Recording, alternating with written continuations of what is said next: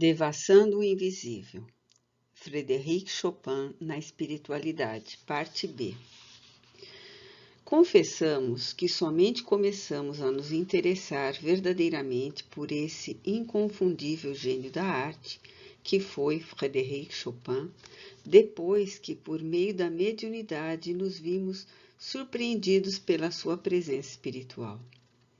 É bem verdade que desde nossa infância certas composições dele, ouvidas de vez em quando, reproduzidas em pianos da vizinhança, exerciam sobre nossa sensibilidade fortes impressões, extraindo da subconsciência algo comovente, que provocava as lágrimas do coração, a ansiedade singular de regressar a um local ignorado, cuja lembrança as barreiras corporais obstavam vir à superfície das recordações propriamente ditas. Ansiedade que algumas vezes se transformava em verdadeira inquietação.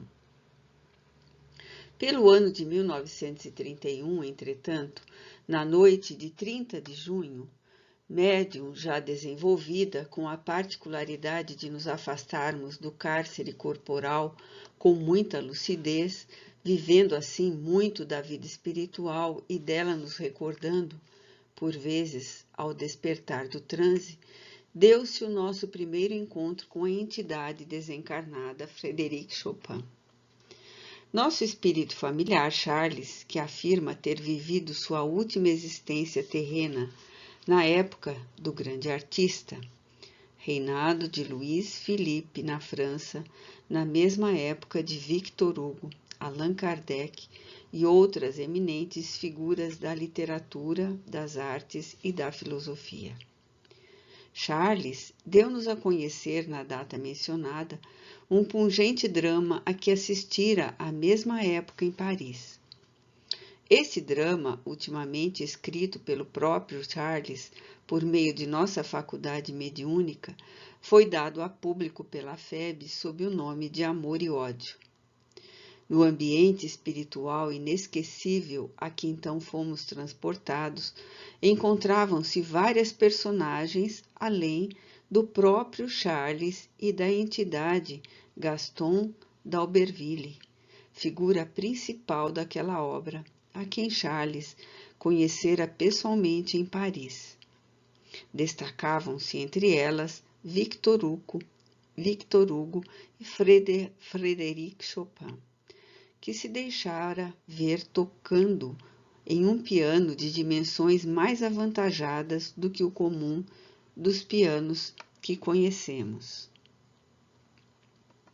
Observamos que o grande músico se apresentava elegantemente trajado, como para um concerto, e sua aparência inteiramente humanizada, porque materializada, prestava-se à observação, impressionando a memória como só acontecer na terra, onde guardamos a recordação da indumentária usada pelos nossos amigos e comparsas da sociedade. Assim sendo, recordamo-nos de que as calças que trajava eram diferentes no tom do colorido da casaca, pois acusava nuança de azul mais pálido, estando como que salpicada por gotas de orvalho, traduzindo toda a indumentária a delicadeza característica do plano espiritual. Isto é, era visivelmente fluídica, ao passo que sobre toda a configuração do artista incidia um luzeiro azul, impressionante e lindo. À volta dele, enquanto tocava, tudo se transformava. Em vez do local azul florido, paradisíaco em que nos achávamos a princípio, começava a se esboçar lentamente até dominar toda a paisagem de redor, pobres árvores da terra, estradas tristes, quais a que nós são comuns, campo de cultura de cereais nostálgicos, como pincelados de tons amarelos e rústicos, destituídos daquela fecundidade vibratória própria dos ambientes fluídicos do espaço. Bosques torturados por algo indefinível, como contundidos vibratoriamente pelos maléficos terrestres, e casario modesto, lembrando pequena aldeia de padrão europeu. Tivemos a impressão de que fôramos insensivelmente transportados de regresso à Terra e que nos encontrávamos em local desconhecido. Tão intensamente se impunha esse panorama à nossa perspectiva que tivemos a sensação de caminhar por uma estrada que tínhamos certeza iria findar em local determinado. Era como a perspectiva apresentada num filme cinematográfico, com a particularidade, porém, de sugerir ao observador que ele se encontrava dentro da paisagem, em vez de a estar apreciando externamente.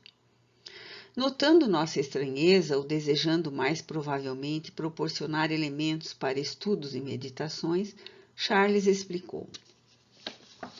São paisagens da antiga Polônia, que ele gosta de recordar e reter, tornando-a presente, aprofundando-se mentalmente pelo passado, pois ainda é sensível à lembrança da casa paterna, do seu antigo berço natal. Ele gosta da terra, o que mais uma vez indicará que os cenários fluídicos são realizações da mente de cada um ou de um agrupamento de pensamentos em harmonização de vontades, que se servem para a efetivação do que desejam criar, do fluido radioso do éter sublimado, tal como nós, encarnados, nos servimos da matéria ao nosso dispor, na Terra, para as nossas realizações. A partir desta data, frequentemente nosso espírito era posto em contato com o dele, sempre sob a influência e a proteção de Charles, afigurando-se-nos que ou foram ambos bons amigos aqui na Terra quando encarnados, ou data do estágio espiritual a visível solidariedade que suas aparições e manifestações demonstram. E esse contato vem sendo, por assim dizer, ininterrupto, como foi com o saudoso Camilo e demais amigos espirituais, quer favorecido pelo estado de desdobramento consciente da nossa personalidade espiritual, quer através de materializações muito nítidas durante a vigília. Por vezes, sua presença se revela apenas por meio do perfume. Assim sendo, deixa recender o aroma da violeta, às vezes também percebido por outrem. Esse aroma, porém, não tão espiritualizado como outros que o além costuma oferecer aos médiuns, afigurou-se-nos a princípio trazer a particularidade da violeta colhida em dia chuvoso, pois dir-se-ia mesclado de um sutil cheiro de terra molhada. Mais tarde, porém, o próprio Chopin apresentou-se sorridente e deu-nos a contemplar duas violetas acompanhadas de uma folha, rematando o gesto com a seguinte explicação. Não é cheiro de terra molhada, mas de folha de violeta colhida em dia de chuva. Ora, esse pormenor identifica sua presença quando não se materializa e o diferencia de qualquer outro espírito, de Charles, por exemplo, que igualmente se revela por um muito sutil e espiritualizado perfume de violeta, mas sem o característico da folha molhada. Não conseguimos jamais terminar a leitura de quaisquer narrativas da vida de Frédéric Chopin, embora o tivéssemos tentado algumas vezes. Algo indefinível que nos perturba e atormenta impede-nos fazê-lo. Ignoramos, portanto, quase tudo acerca de sua passada vida, como ignoramos se ele, como homem, se perfumava com violeta. Se não se perfumava, perfuma-se hoje na espiritualidade com essa essência. Pediu-nos, certa vez, que não lêssemos noticiário algum sobre sua personalidade humana, revelando com isso desgosto pelos comentários que o mundo ainda tece a respeito de certos aspectos de sua vida.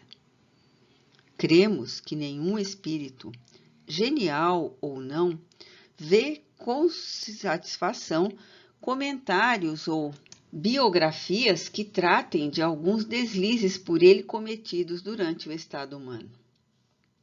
Tantas mentes a lerem tais noticiários, tão variadas trocas de ideias acerca dos seus passados atos, estabelecem correntes magneto-vibratórias poderosas que têm a propriedade de atingi-los, avivando em suas potencialidades anímicas a lembrança de fatos passados que eles próprios desejariam esquecer.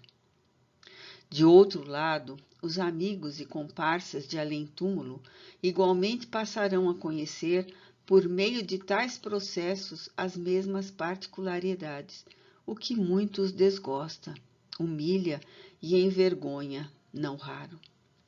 Será, pois, como um jornal, um comentário radiofônico que os difamassem publicamente, o que muito os constrange e entristece, sem falar no desgosto de constatar que as sucessivas gerações terrenas também conhecerão seus deslizes, de que tanto se arrependem, com a agravante, algumas vezes, de os imitarem no que praticaram de censurável. Assim, pois, os fatos que conhecemos da vida desse grande vulto são poucos, o que nos deixa mais liberdade para traçar estas páginas e submetê-las à apreciação daqueles que melhor os conheçam. De outro modo, interessa-nos a experiência espírita que tudo isso representa.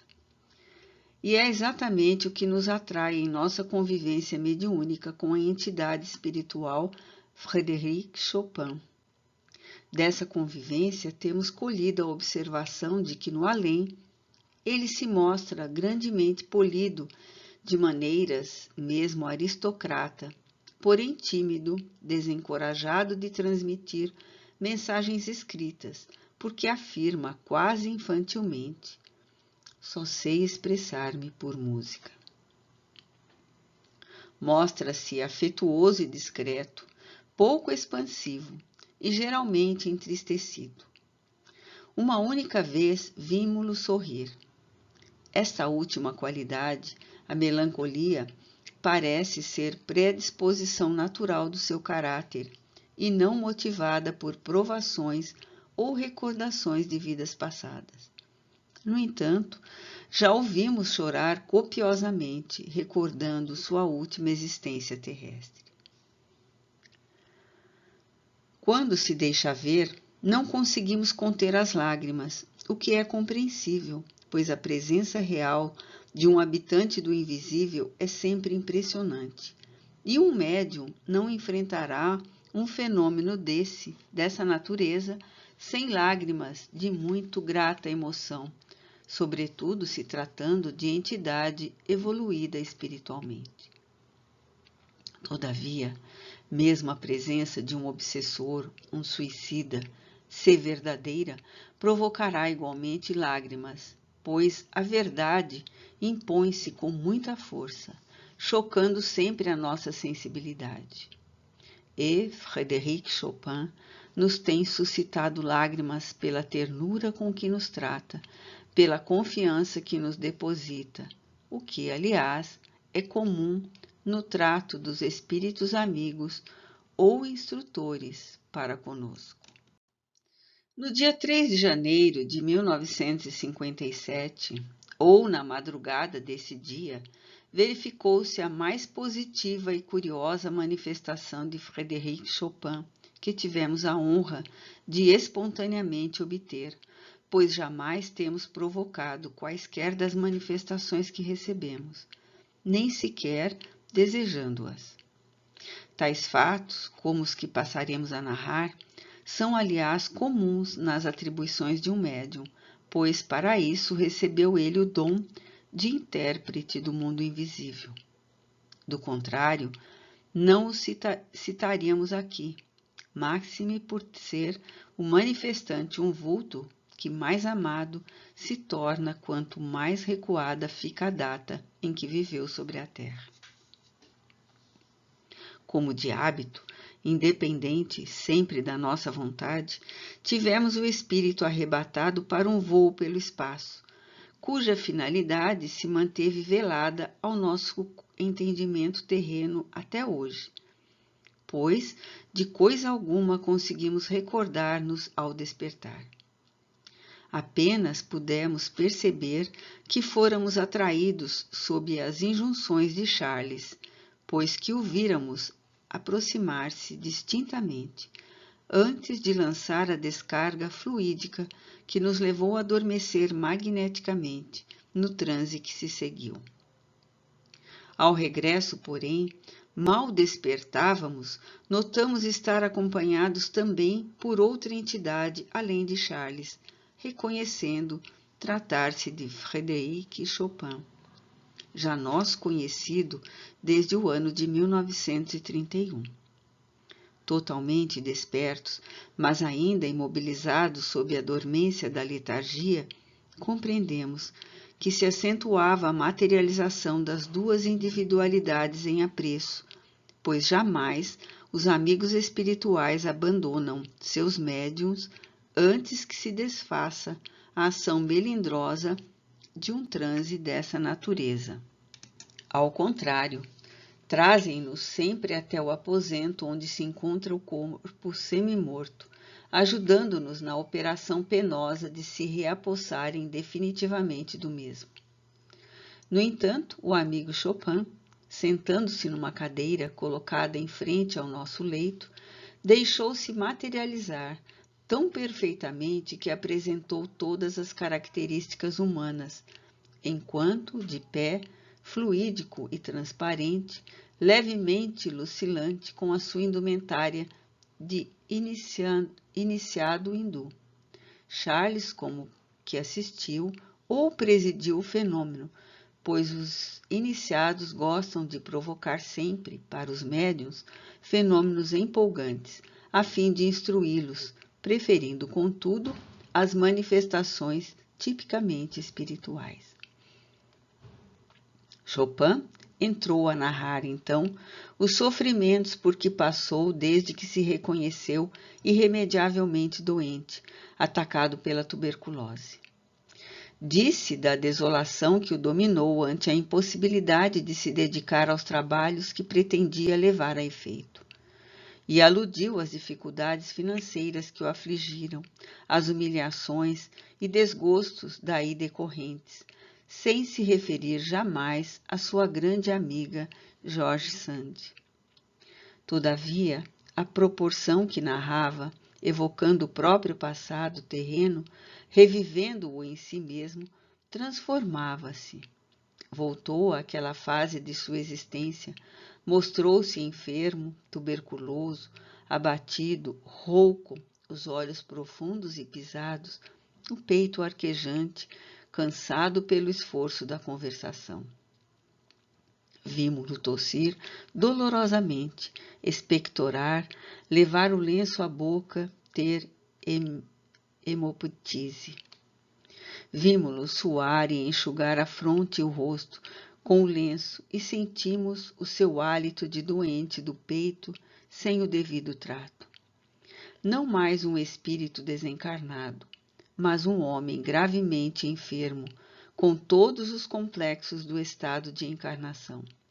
Chorava, revelando grande sofrimento moral, além do físico. Assaltada, então, por um intenso e indefinível sentimento de angústia e compaixão, mas ainda meio atordoada pelas últimas gradações do transe, levantamo-nos do leito, ajoelhamo-nos diante dele e nos pusemos a chorar também, pois o médium canaliza para si todas as impressões da entidade em que se comunica. Então, tínhamos os braços apoiados sobre os seus joelhos e as mãos cruzadas como em prece, e ele nos pareceu tão sólido e material como qualquer ser humano. Dizia sentir febre e tocou nossas mãos com as suas, provando o que dizia. Sentimos, com efeito, que aquelas mãos estavam quentes e úmidas, acusando temperatura elevada. queixou-se de que tinha o estômago e os intestinos inchados e doloridos, devido à doença, a qual aqueles órgãos também afetara, e ao dizê-lo, comprimia-os com as mãos. O sofrimento que nos atingia era intenso e insuportável. Charles interveio, levantando-o docemente e furtando-o e a si próprio de nossa visão. Antes, porém, que se desfizesse de vez o fenômeno, tomamos de mãos e beijamo-las, exclamando: Adeus, Fred. Pois esse é o tratamento que lhe damos sempre durante os transes dessa natureza. Esse fenômeno deixou-nos entristecidos e abalados durante muitos dias. De outra feita, isto é, a 10 de março de 1958, materializado plenamente à nossa frente, recordando seu estado humano, deixou-se contemplar muito agasalhado, com roupa de lã e envolvido num pequeno cobertor ou manta, que lhe tomava a cabeça e os ombros, emprestando-lhe aspecto feio. Dizia passar mal durante o inverno e no período das chuvas, e mostrou os pés que estavam inchados, coisa difícil de um médium poder observar. Os pés em uma entidade desencarnada, mesmo quando materializada. Observamos novamente que suas calças eram de tecido de lã azul, com a particularidade de mostrar pequenos pontos reluzentes em alto relevo, como gotas de orvalho. As meias também eram de lã, de cor branco-marfim, quase creme, e que usava chinelos muito grandes, arrastando-os ao caminhar, parecendo que não lhe pertenciam. Essa materialização, tão perfeita quanto a antecedente, fez-nos vê-lo sentar-se ao nosso lado num divã. Sentimos o contato da sua presença, a impressão do calor natural a um corpo carnal, como se realmente se tratasse de uma pessoa humana que nos visitasse. Não nos recordamos, porém, de nenhuma conversação substancial ou doutrinária que tivéssemos. Jamais lhe perguntamos algo, e nunca somos os primeiros a falar. O que? De igual modo, acontece sempre que nos comunicamos com outros espíritos. Note-se que a conversação assim realizada nunca se processa pela palavra enunciada, mas telepaticamente, o que é tanto ou mais eficiente do que o verbo falado, a tal ponto que o médium distingue as vibrações de todos os seus guias e amigos espirituais e reconhece-os como se tratasse de um tom vocal de cada um deles. É possível que durante a emancipação do nosso espírito pelo transe letárgico ou desdobramento, tenhamos conversações substanciosas com esse encantador espírito. Mas, em vigília, nossos entendimentos são curtos, embora afetuosos e muito interessantes, servindo geralmente para identificá-lo. Pediu-nos, certa vez, muito delicadamente, que tomássemos um professor de música e aperfeiçoássemos o nosso conhecimento de piano, com fervor e vontade, porque, se assim fosse, afirmou ele, eu poderia realizar o que desejo por seu intermédio. Então, dar-lhe-ia mensagens do gênero que mais me interessaria, pois somente me expressarei pela música. Todavia, não sendo possível atendê-lo, porquanto sabemos que a arte arrebata o espírito e julgamos serem outros os nossos compromissos com a doutrina espírita, resignamo-nos ao pesar de não satisfazer o desejo do querido amigo nesse particular. Asseverou-nos que sabia ser ele muito amado pelos brasileiros, o que particularmente o enternece. No entanto, observa que ninguém lhe dirige uma prece e que necessita desse estímulo para as futuras tarefas que empreenderá ao reencarnar quando pretende servir a Deus e ao próximo, o que nunca fez por intermédio da música. Declarou que, salvo resoluções posteriores, pretende reencarnar no Brasil, pois que futuramente muito auxiliará o triunfo moral das criaturas necessitadas de progresso, mas que tal acontecimento só se verificará do ano de 2000 em diante, quando descerá à Terra brilhante falange com compromissos de levantar, moralizar e sublimar as artes. Não poderá precisar a época exata, só sabe que será depois do ano de 2000, e que a dita falange será como que capitaneada por Victor Hugo, espírito experiente e orientador, a quem se acha ligado por afinidades espirituais seculares, capaz de executar missões dessa natureza. Na espiritualidade propriamente dita, Frédéric Chopin se apresenta assaz diferente da forma por que se deixa ver nas pesadas paragens terrenas. Tal como é ali, ou seja, no seu estado normal de espírito fluídico leve, não se poderá mostrar na Terra. Será necessário, então, que o médium, em espírito durante um desdobramento, possa ir até ele, desde que auxiliado ou preparado por seus guias espirituais. Esse fenômeno, conquanto difícil, não será impossível a qualquer médium, desde que se haja desprendido razoavelmente das atrações humanas para aliar vibrações com certos estados especiais do invisível. Charles proporcionou-nos há cerca de 2 anos um despreendimento dessa categoria. Então pudemos entrever o amigo Chopin na glória do seu triunfo espiritual, como se expressam os instrutores do mundo invisível. Tivemos a impressão de nos encontrarmos, então, diante de um anjo, tal o encantamento de sua individualidade irradiada. Lucilante, angelical, todo envolvido em jatos de luz azul feérica, pudemos contemplá-lo na plenitude da sua candura pessoal, da sua formosura moral, terno, afável, preocupado em ser amável, mas tímido e tristonho sempre, simples até o enternecimento.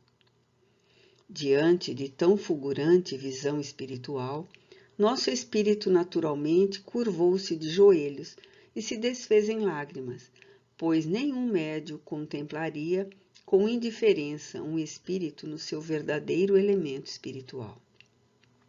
Contudo, ele estava ainda trajado, e por mais que tal revelação contrarie o leitor, não nos será possível afirmar outra coisa, porquanto aqui nos propusemos revelar o que nossa faculdade mediúnica tem captado no além-túmulo. E foi isso, e não outra coisa, que conseguimos entrever. Notamos, pois, que se trajava como um elegante fidalgo do século XVIII, calções de seda azul até os joelhos, rebrilhantes salpicados de gotas de orvalho, blusa de mangas amplas, ajustadas nos punhos de cetim branco, brilhante, mas sem trazer o casaco clássico da época. Não vimos os pés, porque o luzieiro azul que o envolvia como que os encobria. Compreendemos, então, que ele tivera uma existência ao tempo da regência da França ou Luís XV, na qual pertencera a nobreza existência que lhe fora muito grata. Todo o seu aspecto irradiava vibrações reveladoras de um grande poeta, de um profundo pensador. Beijamo-lhes, como sempre, as mãos que ele não negou a estender e de joelhos e em lágrimas despedimo-nos como da primeira vez. Adeus, Fred. Ainda na mesma oportunidade, afirmou o instrutor espiritual Charles que Frédéric Chopin seria a reencarnação do poeta romano Ovídio, que viveu cerca de 40 anos antes do Cristo, falecido no ano 16 da nossa era, e do pintor italiano Rafael Sanzio, pois que o intelectual o artista, na sua evolução pelo roteiro do saber, dentro da arte, há de passar por todas as suas facetas, sublimando-se até a comunhão com o divino. E que espíritos como Chopin, Beethoven, Mozart, Bellini, Rossini, etc., naturalmente bondosos, embora ainda não santificados ou plenamente redimidos, não têm grande necessidade da reencarnação, porque progredirão mesmo no espaço. A habitação normal dos seres espirituais, a verdadeira pátria, como casa paterna, que vem à Terra quando o desejam e por uma especial solidariedade para com os humanos, a fim de estimularem entre estes o amor pelo belo, pois que esse atributo, o belo, é tão necessário às almas em progresso quanto o amor, visto tratar-se também de um dos atributos do próprio Criador de todas as coisas, e que, sendo o universo uma expressão de beleza divina, e sendo o homem destinado a se tornar a imagem e a semelhança de Deus, deverá igualmente comungar com o belo, a fim de poder compreender o universo e com ele vibrar em toda sua arrebatadora, feérica e harmoniosa beleza. No entanto, todos os grandes artistas e gênios consagrados ao belo deverão passar, outros sim, pelos ásperos caminhos das experiências e dos testemunhos, embora muitas vezes sem o caráter expiatório, até que, como toda a humanidade, cumpram os ditames da lei de amor a Deus e ao próximo, a par da própria característica de intérpretes do belo por meio das artes. Presentemente, essa entidade se preocupa na espiritualidade com um curso de medicina psíquica. Ela própria participou-nos o acontecimento, acrescentando que por essa razão não tem visitado a Terra com frequência ultimamente. Ouvindo-a, perguntamo-lhes, então, com toda a naturalidade, como só é acontecer quando conversamos com qualquer amigo do mundo invisível. Quer dizer que, ao voltar à reencarnação, será médium curador, talvez receitista? Sorriu satisfeito e sacudiu a cabeça afirmativamente. Então não virá mais como artista? Voltamos a indagar. E a resposta veio cheia de animação. Por que não poderei aliar as duas qualidades se os artistas muitas vezes não passam de médiuns? O problema estará na boa orientação da faculdade que se disponha. Nada me impede, entretanto, de continuar como artista nas reencarnações vindouras, pois não profanei as artes nem cometi quaisquer deslizes nesse setor. Dependerá apenas do meu livre-arbítrio. Mas, no momento, o que me preocupa mais é o desejo de servir aos pequeninos e sofredores, aos quais nunca protegi. Em minhas passadas existências, apenas servi os grandes da terra. Futuramente, porém, será a vez dos humildes, e não desejo nem mesmo oferir proventos monetários pessoais da música. As artes, em geral, deverão ser praticadas gratuitamente, com amor e unção religiosa. A nós próprios admirou a notícia inesperada e sugestiva, que não seria possível calar nestas páginas. Ele próprio, Frédéric Chopin, autorizou sua revelação, visitando-nos quando fazíamos o presente trabalho, e suas palavras foram textualmente as acima citadas. Eis, pois, o que espontaneamente, pois repetimos, jamais solicitamos algo. O invisível nos concede acerca de Frédéric Chopin, além de mais algumas informações que não nos julgamos interessantes para estas páginas. Não poderemos, é certo, provar com fatos concretos o noticiário de que nos vemos intérpretes, visto tratar-se trata-se de assunto transcendental, que atinge a categoria de revelação. Mas a Deus, tomando por testemunha da sinceridade com que aqui nos externamos, deixamos aos nobres pesquisadores da revelação o labor sagrado de obterem a confirmação lógica e insofismável do que fica exposto. Aliás, cumprimos apenas um dever de consciência, pois, se, como sabemos, a função da mediunidade é desvendar os segredos da morte, transmitir notícias do mundo invisível ao mundo terreno, nada mais fazemos, com efeito do que desincumbir-nos de um dever, não guardando avaramente fragmentos da vida espiritual a nós revelados, de um vulto que ao passar pela terra encantou com seu gênio de artista, e cuja imorredoura lembrança faz vibrar ainda o coração de quantos sintam na alma inclinações para arrebatadoras expressões do ideal sublimado no belo.